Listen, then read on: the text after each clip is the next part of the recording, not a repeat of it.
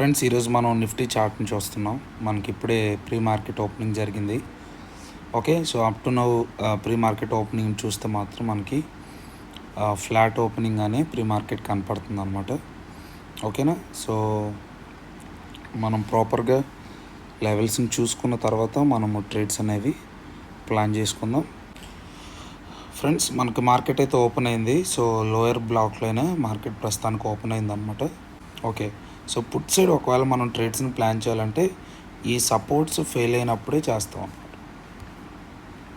ఓకేనా, సో ఈ సపోర్ట్స్ ఎప్పుడైతే ఫెయిల్ అవుతాయో అప్పుడు మనకు పుట్ సైడ్ అనేది ట్రేడ్ రావడానికి పాసిబిలిటీస్ ఉంటాయన్నమాట.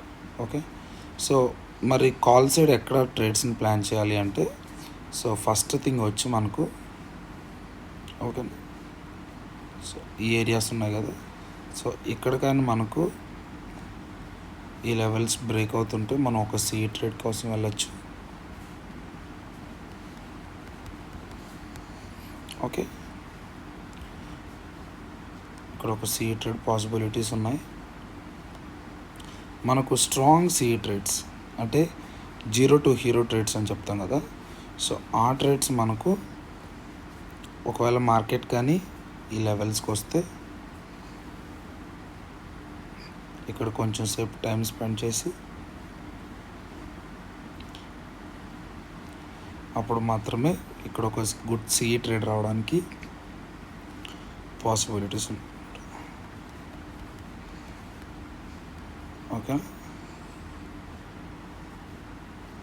సో మీకు అర్థమైంది కదా ఎక్కడ సి ట్రేడ్ ఎక్కడ పీ ట్రేడ్స్ని ప్లాన్ చేసుకోవాలని. అండ్ మనం ప్రస్తుతానికి చూస్తున్న స్ట్రైక్స్ అయితే మాత్రం ఇలా ఉన్నాయి. 23,500 కాల్ ఉందన్నమాట. ఓకేనా, సో 240 అబోవ్ కానీ మనకు క్యాండిల్ క్లోజింగ్ అవుతుంటే ఇక్కడ ఒక ట్రేడ్ని మనం ఇనిషియేట్ చేసుకోవచ్చు. అండ్ పుట్ సైడ్ వచ్చేసరికి మనకు 23,450 పుట్ అనమాట.